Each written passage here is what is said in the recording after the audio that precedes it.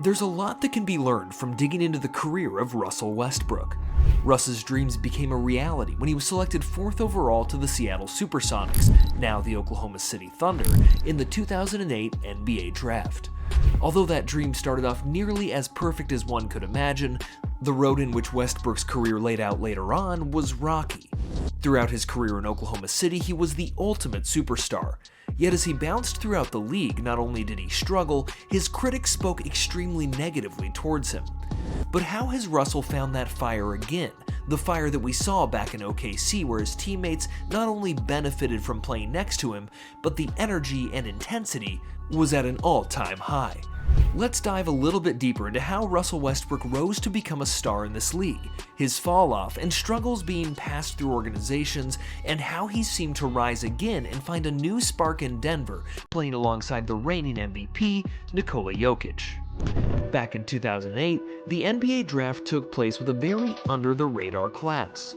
It was headlined by Memphis superstar Derrick Rose alongside many familiar NBA faces, including Kevin Love, Brooke and Robin Lopez, DeAndre Jordan, Nicholas Batum, and numerous others. That list also included 6'4" guard from UCLA, Russell Westbrook. When the Seattle Supersonics selected Russell with the 4th overall pick in the draft, what did this mean for Russ and how his career would start? Well, first, he soon realized he wouldn't be playing in Seattle, as the Supersonics relocated to Oklahoma City, where they would now be referred to as the Thunder. He would be teamed up with rising star and the 2007-2008 Rookie of the Year, Kevin Durant. It also meant that Serge Ibaka from the Republic of Congo would be joining them as well, as he was drafted 24th overall in the same class. Coming into the league, Westbrook was known as a player with explosiveness, who was unselfish and a good defender, but he was often criticized for his jumper and ability to shoot outside the painted area.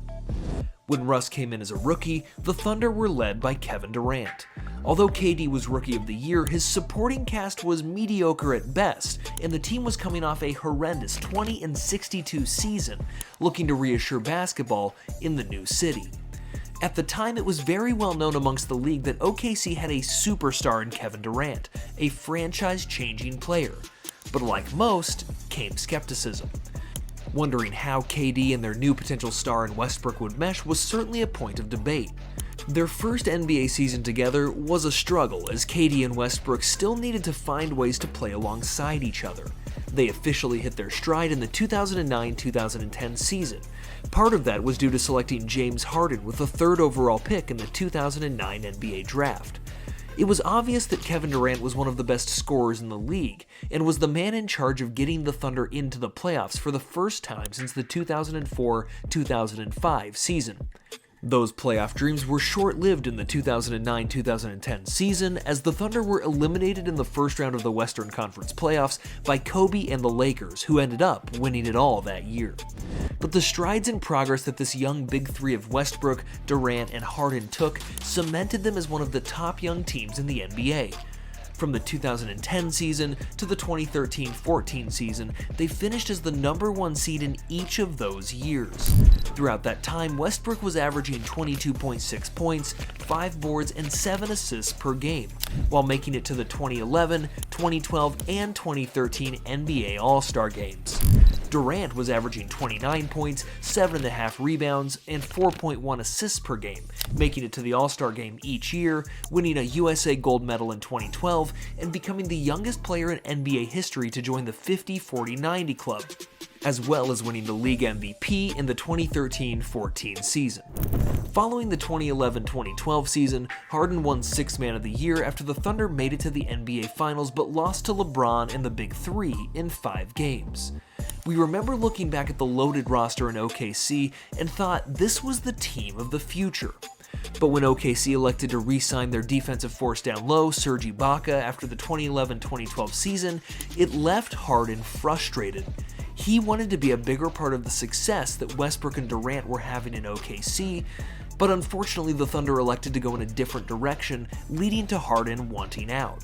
Harden is traded to the Rockets, and it's back to the Westbrook and Durant show in OKC. Both continued to have success, and the Thunder continued to have regular season success, but struggled come playoff time.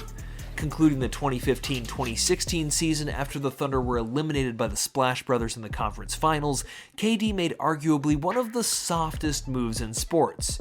He joined the team that just beat him and Westbrook, the Golden State Warriors. This had everyone around the league calling for his head. If you can't beat them, just join them. KD's a snake. The league was pissed. But Russ was even more pissed. The following season, it's safe to say Russ played with a bit of a chip on his shoulder. Now all by himself with no Harden, no Durant, it was a one-man show and he was in the driver's seat. The 2016-2017 for Russ was simply historic. He became the first player since Oscar Robinson to average a triple-double over the course of an NBA season. Yes, 31.6 points, 10.7 boards, and 10.4 assists per game the entire year. And yes, this historic landmark landed him league MVP in 2017. But again, the Thunder were frazzled come playoff time and struggled to even get past the first round. After the 2018-2019 season, the Thunder felt as though it was time to go through a rebuild and start building for the future, something Sam Presti has been very successful with. They shipped Russ to Houston, where he would pair back up with Thunder teammate and 2018 MVP James Harden. Their first and only season back together was pretty good.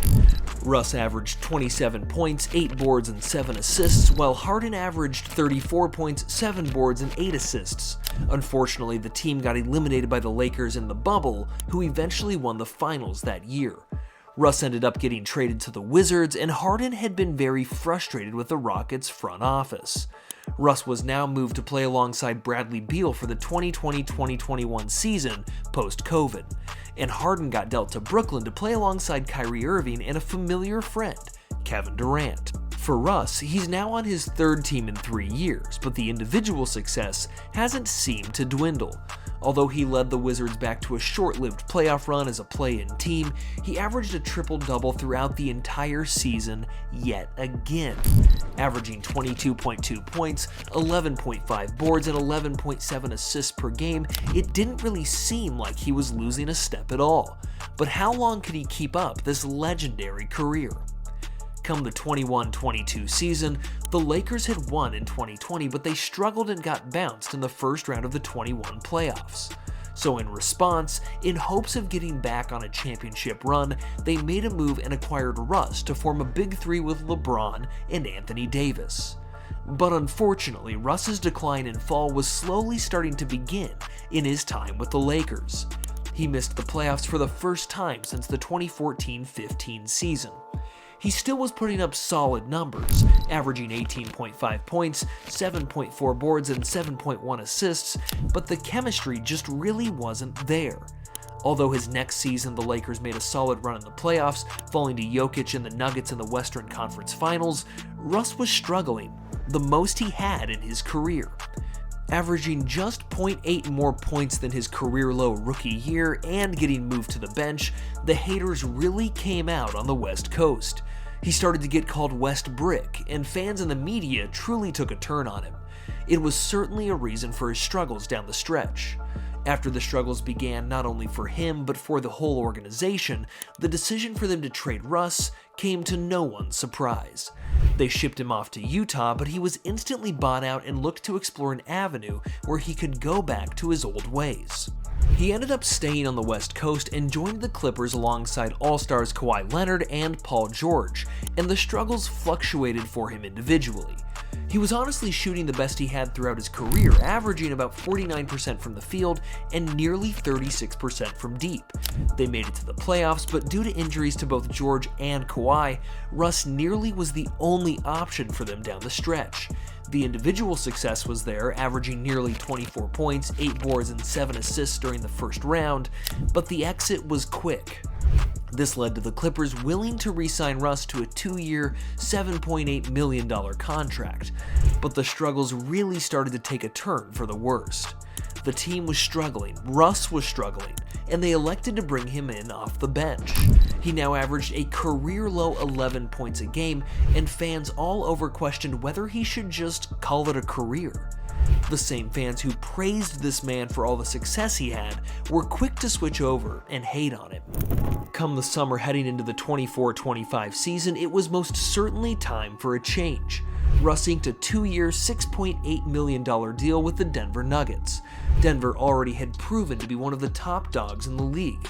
Led by 3-time MVP Nikola Jokic, they hoped to get back on track from their championship back in 2023. Russ at this point was heading into his 17th year in the league, which to even think about is crazy.